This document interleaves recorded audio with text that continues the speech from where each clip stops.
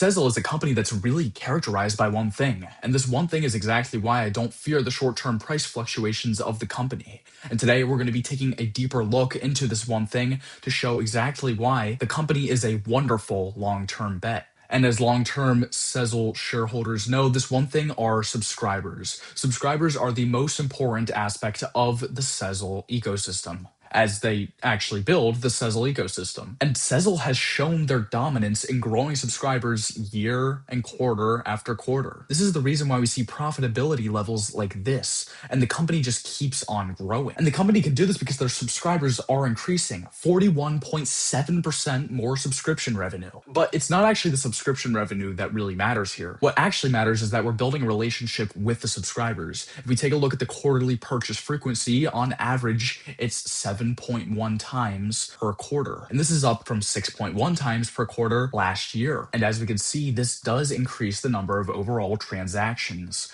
What is valuable for Sezzle through the subscribers is the fact that we're having deepening relationships. Having a deeper relationship with the subscriber means that you can make a lot more money in the long term with your relationship. So these are metrics of deepening. It's showing that the subscriber model really does work. And the subscribers are a metric of widening. It shows that we're getting more subscribers, and thus we can expect more deep relationships like this. And the most important idea is that active consumers are really starting to grow once again as well. 13.6% year over year is a lot stronger from when I first looked at the company. As we could see, when I made the original analysis for Sezzle, I cited that the company only had a 4.9% increase in the amount of transacting customers since that holiday season. That was one of the main concerns that I had with the company, and it's originally why I didn't buy the company right away. And it took a lot more deliberation before I finally took a position. And this is what's bringing about my current theory. I think from this growth in subscribers, we can actually expect to see a reacceleration in the growth of the company. Because as we said,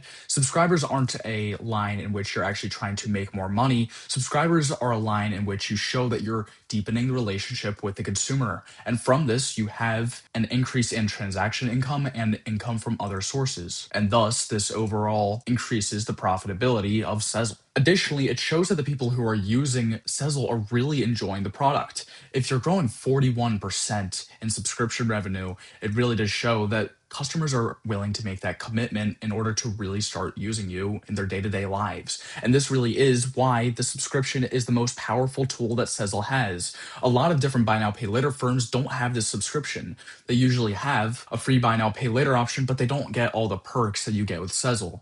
So my question becomes, if you have an instrument that is going to be yielding you rewards and giving you different kinds of perks and that you're actually paying for, are you going to use that instrument in order to make purchases, or are you going to use the tool in which you haven't paid for and don't get the same kinds of rewards for using? My answer is that you're obviously going to use the subscription-based tool, and that's going to bring you closer into the ecosystem. And this is exactly what I cited when I made my first Sezzle video. And this is exactly why you're able to predict the performance of the company so well. It's such a simple business. It's such an easy business to understand. All you have to understand is that we're getting wider and we're getting deeper. All right, so this brings me to my point. All you should be looking for in the coming earnings are subscribers. If subscribers increase, it's a good signal.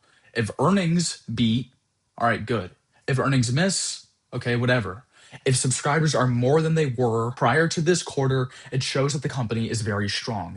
Anything to get more subscribers. That's all that matters. And it's actually part of the reason why we're seeing marketing, advertising, and trade shows increase in an expense so much, which honestly is something that I'm extremely happy to see because it shows that the company does understand that our widening is going to be the most important thing that we have to focus on because we already have the deepening down. We've proved this over and over that the deepening is strong.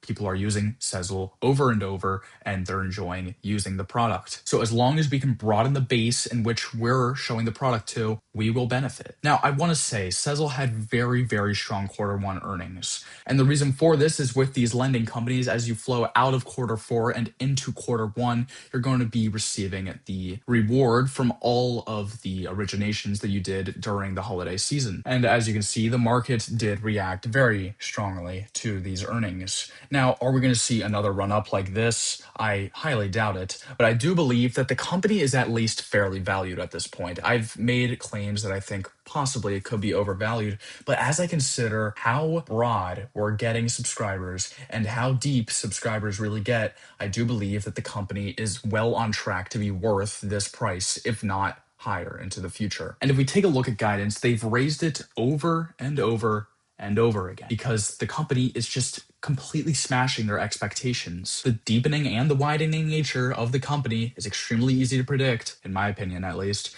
and I believe that the company is going to be able to absolutely crush the expectations of the market. Now, for me, just because the company is so easy to predict, everything works so well in unison, it really is a well-oiled machine. Management is strong. The people who work for the company are very strong. There is a chance that if the earnings are showing that they're still able to have this deepening and widening nature and the company reacts negatively to earnings, whatever the reason may be, I would possibly increase my position. Now, I haven't decided upon this yet. We're going to have to see in the case of the actual earnings report, but I feel like it is rational that if they're able to do these things, that it makes sense to take a position if it does end up dipping. So in my eyes, it almost seems like a win-win no matter what Sezzle does or how it reacts. The only way it loses, I guess, is if it's not able to prove that it can do these things and then ends up dropping. But if it ends up rallying, I'm not going to complain with it being around 35% of my portfolio. And honestly, I don't do this a lot, but I'm going to tell you one investment that I think could possibly be better than Sezzle. Subscribing to Shady Investor, make sure to click here to see why I think Sezzle is going to beat earnings on the next earnings report, August 6th.